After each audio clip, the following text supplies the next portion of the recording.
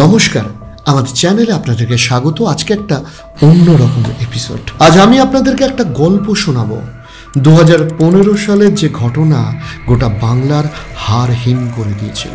বাথরুমে বাথটাবের ওপর গায়ে তেল দিয়ে আগুন ধরিয়ে দিয়েছিলেন।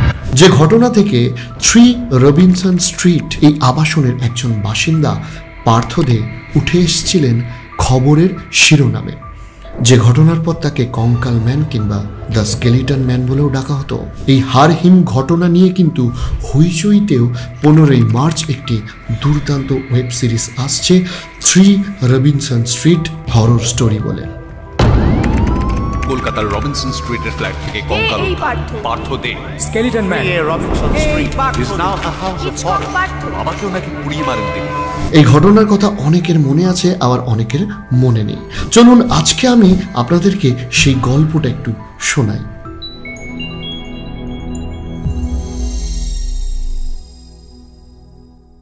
দেখুন, বর্তমানে এন্টারটেনমেন্টের সংজ্ঞা একটু বদলে গেছে।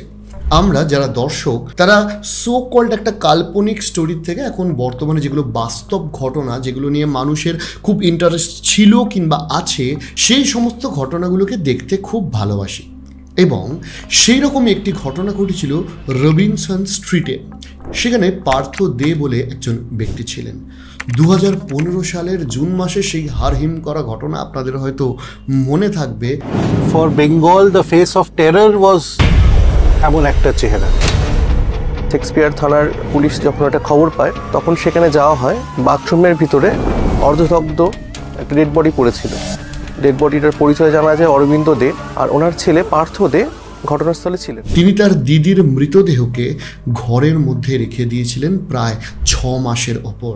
সেই মরদেহ হয়ে গেছিল স্কেলিটন কিংবা কঙ্কাল, আর সেখান থেকেই তার নাম হয়ে গেছিল স্কেলিটন ম্যান। এই রবিনসন স্ট্রিটের ঘটনাটা কি একটু আপনাদেরকে মনে করায়। একটি বড় বিল্ডিং থেকে ধোঁয়া বেরোতে দেখে প্রতিবেশীরা ফায়ার ব্রিগেডকে খবর দেয়।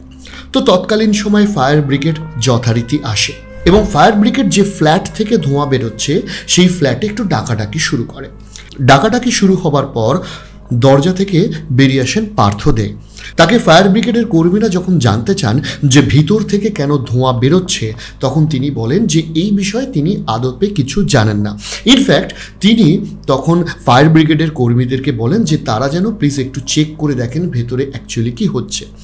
ফায়ার ব্রিগেড কর্মীরা যথারীতি তার বাড়িতে ঢোকে এবং তার বাড়ির বাথরুম অর্থাৎ যেখান থেকে ধোঁয়া বেরোচ্ছিল সেই দরজাটা বন্ধ ছিল এবং ফায়ার ব্রিগেড কর্মীরা সেই দরজা ভেঙে দেখেন একজন 77 বছরের বৃদ্ধ, যার নাম অরবিন্দ দে এবং যিনি পার্থদের আসলে বাবা, তার একটি পোড়া দেহ। পুলিশ যখন একটা খবর পায় তখন সেখানে যাওয়া হয়। বাথরুমের ভিতরে অর্ধদগ্ধ একটা ডেড বডি পড়েছিল। ডেড বডিটার পরিচয় জানা যায় অরবিন্দ দে, এবং যে দেহটি অবশ্যই মৃতদেহ, কারণ সেই সময় অরবিন্দবাবুর মৃত্যু ঘটেছে। যেহেতু বাথরুমের দরজা ভেতর থেকে বন্ধ ছিল, সেহেতু ফায়ার ব্রিগেডের লোকেরা প্রাথমিকভাবে অনুমান করে যে অরবিন্দবাবু সুইসাইডই করেছেন এবং তারা পার্থদেরকে কিছুটা জিজ্ঞাসাবাদ করার পর সেখান থেকে তারা চলে যান। ঘটনাটা স্বাভাবিকভাবেই পুলিশের কাছে যায় এবং পুলিশও প্রাথমিকভাবে যখন ফায়ার ব্রিগেডের সাথে আসে তারাও তখন ভেবেছিল যে এটা একটা আত্মহত্যার ঘটনা, কারণ প্রমাণটা খুব পরিষ্কার পাওয়া গেছিল যে বাথরুমের দরজা যেখানে অরবিন্দবাবু সুইসাইড করেছিলেন সেটি ভিতর থেকে বন্ধ ছিল। যদি কেউ তাকে খুন করার চেষ্টা করতো তাহলে দরজা ভিতর থেকে বন্ধ হওয়াটা সম্ভব ছিল না। এর বেশ কিছুক্ষণ পর স্থানীয় কিছু মানুষের সাথে পুলিশ কথা বলে এবং পুলিশ জানতে পারে যে অরবিন্দ বাবু যিনি আসলে আত্মহত্যা করেছেন তিনি তার স্ত্রী, তার পুত্র পার্থ দে এবং সবথেকে রহস্যজনক ঘটনা তার মেয়ে দেবযানীকে নিয়ে ওই বাড়িতে থাকতেন। পুলিশের মাথায় তখন প্রথম প্রশ্ন আসে যে তারা বা ফায়ার ব্রিগেডের লোকেরা যখন পার্থদের বাড়িতে গেছিলেন তখন তারা দরজা বন্ধ করা অবস্থায় বাথরুমে অরবিন্দবাবুর আগুনে ঝলসানো মৃতদেহ দেখেছেন, কিন্তু অরবিন্দবাবুর মেয়ে দেবযানীকে কিন্তু কোথাও দেখা যায়নি। পুলিশ প্রাথমিকভাবে এটা নিয়ে কোনো সন্দেহ করেনি। পুলিশ পার্থদেরকে প্রথমে জিজ্ঞাসাবাদ করেছে, আপনার বাবার তো মৃতদেহ আমরা পেলাম, কিন্তু আপনার দিদি দেবযানী সে কোথায় গেল? পুলিশের প্রথম খটকা লাগে যখন পার্থদে তার দিদিকে নিয়ে কোনো কথা বলতে চায় না, ইনফ্যাক্ট কোনো সদুত্তরও দিতে চায় না। পার্থদের কথায় সন্দেহ হওয়াতে পুলিশ যায় পার্থদের বাড়িতে তল্লাশি করতে, এবং সেখানে তল্লাশি করতে গিয়ে তারা দেখে একটি বদ্ধ ঘর রয়েছে যার দরজা বন্ধ। যে ঘরটি তারা যখন প্রথম দিন যখন গেছিল তদন্ত করতে, সেদিনকে তারা খোলেনি, এবং তারা হয়তো লক্ষ্যও করেনি যে ওই ঘরের দরজা আদবে বন্ধ রয়েছে। পুলিশ সেই দরজা খোলে, এবং দরজা খোলার পর পুলিশের চক্ষু চড়ক গাছ। পুলিশ অবাক হয়ে যায়, কারণ সেই ঘরের মধ্যে রয়েছে একটি খাট, এবং যে খাটের মধ্যে বেশ কিছু বইপত্র ছড়ানো রয়েছে, এবং মাঝখানে শুয়ে রয়েছে একটি স্কেলিটন বা মানুষের কঙ্কাল। এবং সেই খাটের আশেপাশে, ঘরের মধ্যে যে খাটের ওপর একটি কঙ্কাল শুয়ে রয়েছে, তার আশেপাশে দুটো আরও প্রাণীর স্কেলিটন, সে দুটো হচ্ছে কুকুরের। পুলিশ পার্থদেরকে জিজ্ঞাসাবাদ করার পর জানতে পারে যে খাটের মধ্যে ওই যে কঙ্কালটা শুয়ে রয়েছে সেটা পার্থদের দিদি দেবযানীর কঙ্কাল, এবং খাটের পাশে যে দুটো পশুর কঙ্কাল রয়েছে সেটা তাদের পোষ্য দুই কুকুরের কঙ্কাল। তারা প্রত্যেকেই এখন মৃত। শুধু মৃত নয়, তাদের দেহ থেকে মাংস পচে গলে চলে গেছে, শায়িত রয়েছে তাদের স্কেলিটন কিংবা কঙ্কাল। এই সমস্ত ঘটনা দেখে পুলিশ যখন নিজেও হকচকিয়ে গেছে, তার মধ্যেই কিছু সময় কেটে যায়, যেগুলো পার্থদেরকে জিজ্ঞাসাবাদ করতে করতে সময়টা কেটে যায়, এবং সেই সময়ের মধ্যেই অরবিন্দবাবুর পোস্টমর্টেম করা হয়, এবং দেবযানী দে অর্থাৎ অরবিন্দবাবুর কন্যা কিংবা পার্থদের দিদি তার মৃত্যুর কারণ নিয়েও ফরেন্সিক টিম তদন্ত করে, এবং জানা যায় অরবিন্দবাবু সত্যি আত্মহত্যা নিজেই করেছিলেন, তাকে কেউ খুন করেনি, এবং দেবযানী দে তিনি হার্ট অ্যাটাকে মারা গেছেন। কিন্তু যেহেতু দেবযানীদের মৃত্যুর পর পার্থদে কোনো সৎকারের ব্যবস্থা করেননি, এবং তার মৃতদেহকে ঘরে রেখে দিয়ে কঙ্কাল হতে দিয়েও তিনি বাইরের কাউকে জানাননি, কিংবা স্বাভাবিক যে প্রক্রিয়া সেই প্রক্রিয়াটি তিনি ঘটাননি বলে পুলিশ তাকে গ্রেপ্তার করে। কিন্তু পুলিশের কাছে এখানে একটা সমস্যা এসে যায়। সেই সমস্যা কি? সেই সমস্যা হচ্ছে পুলিশ অ্যাকচুয়ালি পার্থদেরকে কোন অপরাধের ভিত্তিতে গ্রেপ্তার করবে, কিংবা কোর্টে তার বিরুদ্ধে এক্স্যাক্ট অভিযোগ কি, তিনি কি অন্যায় করেছেন, সেটা নিয়ে পুলিশের মনেও একটা দ্বন্দ্ব আসে। কারণ প্রথমত অরবিন্দবাবু আত্মহত্যা করেছেন, এবং দ্বিতীয়ত পার্থদের অরবিন্দবাবুর মৃত্যুতে যেমন কোনো হাত নেই, সেরকমই দেবযানী দে যে তার দিদি, তার মৃত্যুতেও কোনো হাত নেই। এবং পার্থদেরকে জিজ্ঞাসাবাদ করার সময় বেশিরভাগ সময় তিনি উত্তর দিতে চান না, তিনি উত্তর এড়িয়ে যান, এবং তার মধ্যেও পুলিশ, মনোবিদ, সমাজকর্মী, পুলিশ সবাইকে মারফত রহস্য উন্মোচনের চেষ্টা করেন, এবং পার্থদের জানান যে দেবযানী দে তিনি আসলে তার একজন গুরু ছিল, সেই গুরুজির নির্দেশে অনশন করতে আরম্ভ করেন, এবং অনশন করতে করতে তার মৃত্যু ঘটে। এবং ওই সময় পার্থদের মনে হয়েছিল যে মৃতদেহ থেকে দেবযানী দে তার দিদি, তার প্রিয় দিদি আবার বেঁচে ফিরবে। পার্থদের স্পিরিচুয়াল ধারণা হয়তো এমন হয়ে গেছিল, পার্থদের মনে করছিল সেই মৃতদেহ থেকে কখনো জীবন্ত দেবযানী দে উঠে দাঁড়াবে। ওনাকে যখন জিজ্ঞাসাবাদ করা হচ্ছিল তখন বলছে দিদি তো ওই স্কেলিটনের মতো অবস্থায় ঘরে শুয়ে আছে।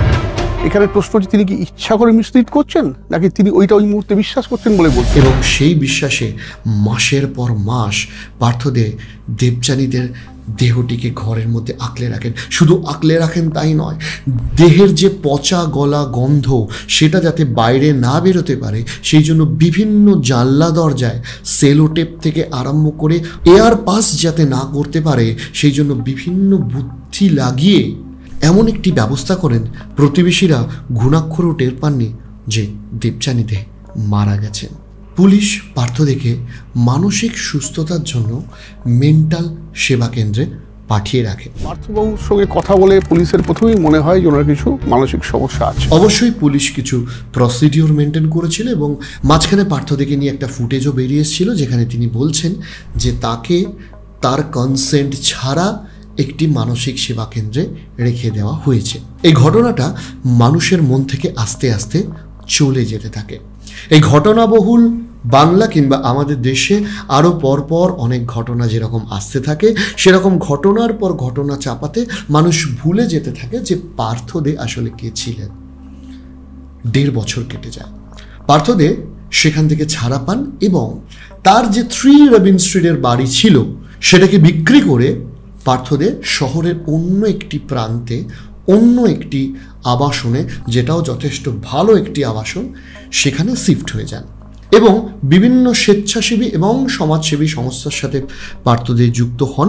বলা চলে তারাই পার্থ দেকে যুক্ত করেন এবং পার্থ দেকে এই সমাজের মূল স্রোতে নিয়ে আসার চেষ্টা করেন। এর মাঝখানে যখন পার্থদের এই ঘটনাগুলো ঘটছিল, যখন তার খবরটা এলো তিনি তার দিদির মৃতদেহ রেখে দিয়েছেন, কঙ্কাল, ঘর, কুকুরের হাড় ইত্যাদি ইত্যাদি, তখন কিন্তু মিডিয়া যে যার মতো করে নানা রকম গল্পও ছড়াতে আরম্ভ করেন। কেউ বলেন যে পার্থদেরকে আসলে ভূতে ভর করেছেন, কেউ বলেন যে এটা ব্ল্যাক ম্যাজিকের ফল, কেউ বলেন যে পার্থদের বাড়িতে অন্যরকম কোনো অশরীরী আত্মা কিংবা অতৃপ্ত আত্মার বসবাস রয়েছে ইত্যাদি ইত্যাদি। প্রায় 1.5 বছর বাদে তিনি যখন ছাড়া পেলেন তখন তিনি নিজের মতো করে সময় কাটাবার চেষ্টা করছিলেন এবং সমস্ত অতীতটা ভুলে ভালোভাবে থাকার চেষ্টা করছিলেন। কিন্তু বাদ সাধলো কারা জানেন? এই সমাজ, এই সমাজের আশপাশে আমাদের ছড়িয়ে থাকা বহু মানুষ। তারা পার্থ দেকে দেখলেই বলতেন এইটাই সেই লোক যে লোকটা কঙ্কাল কাণ্ডে জড়িত, এইটাই সেই লোক যে স্কেলিটন ম্যান। প্রতিদিন বাড়ি থেকে যখন বেরোচ্ছেন, মানুষের সাথে যখন মিশছেন, মানুষের সাথে যখন দেখা হচ্ছে, পার্থ দেকে শুনতে হচ্ছে কঙ্কাল কঙ্কাল কঙ্কাল কঙ্কাল। মানসিক ভারসাম্য হয়তো হারিয়ে ফেললেন পার্থ দে। বাবার মৃত্যুর ঠিক 2 বছর বাদে যেরকমভাবে জ্বলন্ত অবস্থায় বাথরুমে মৃত্যু ঘটেছিল পার্থদের বাবার, সেরকমই একদিন বাথরুম থেকে জ্বলন্ত দেহ উদ্ধার হলো পার্থদের। তিনি এই সমাজের নির্যাতন সামলাতে না পেরে চলে গেলেন এই পৃথিবী ছেড়ে। কিন্তু অনেকগুলো প্রশ্ন তিনি রেখে গেলেন। কিভাবে প্রায় 6 মাস কিংবা তার অধিক একটা কলকাতার মতো জনবহুল এরিয়াতে একটা আবাসনে একটা মৃতদেহ রয়ে গেল? কিভাবে একজন মানসিক প্রতিবন্ধী কিংবা মানসিক রোগী একজন মানুষ এত মাথা খাটিয়ে দরজার বিভিন্ন জায়গায় এয়ার পাস করা বন্ধ করে কিভাবে পচা গলা মৃতদেহের গন্ধ আটকে দিলেন? কিভাবে তার দিদির মৃত্যুর পর, আপনারা জানলে অবাক হবেন, পার্থদের বাড়িতে পার্টি হয়েছে, ডমিনোজের পিৎজা এসছে, কোল্ড ড্রিঙ্কস খেয়েছে অতিথিরা, কিন্তু দিদির কথা কেউ জিজ্ঞাসা করলেন না। পার্থদে কি উত্তর দিয়েছিলেন?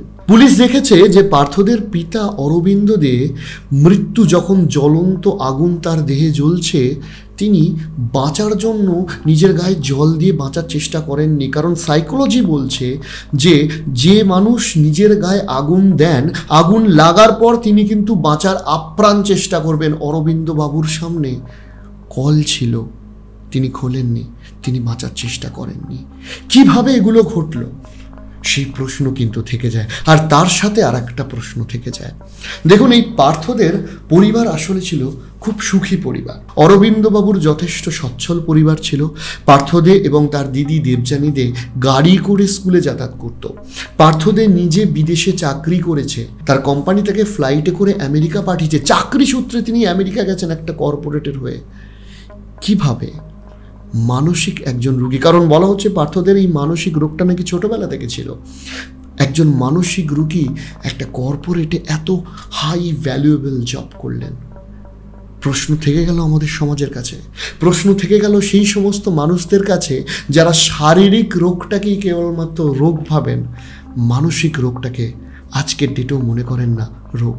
মন খারাপ হলে অবহেলা করেন, মন খারাপ কারোর থাকলে পাগল বলেন এবং মন খারাপকে, মনের রোগকে ইগনোর করেন। আমার মনে হয় এই পার্থদেরা আমাদের আঙুল দিয়ে দেখিয়ে গেছে যে শরীরটা যেমন আমাদের, মনটাও তেমন আমাদের। শরীরের সাথে মনটাও ভালো থাকা খুব জরুরি। তো যাই হোক, এই পার্থদের ঘটনাটা নিয়েও কিন্তু হইচইতে আরও ডিটেলসে সমাজের বিশিষ্ট ব্যক্তিদের নিয়ে, ইনফ্যাক্ট সেই তদন্তে যারা যুক্ত ছিলেন তাদের কথাবার্তাও তুলে ধরে একটা দুর্ধর্ষ ডকুমেন্টারি সিরিজ এসছে, 3 রবিনসন স্ট্রিট হরর স্টোরি।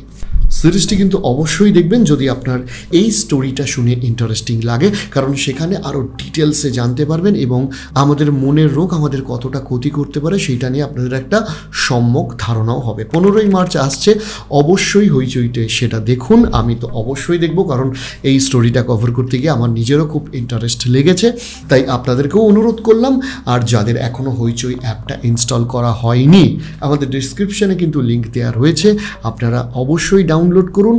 এই স্টোরিটা ছাড়াও আরও নানান রকম দুর্দান্ত ওয়েব সিরিজ হইচইতে রয়েছে, তাই please watch this story only on Hoichoi.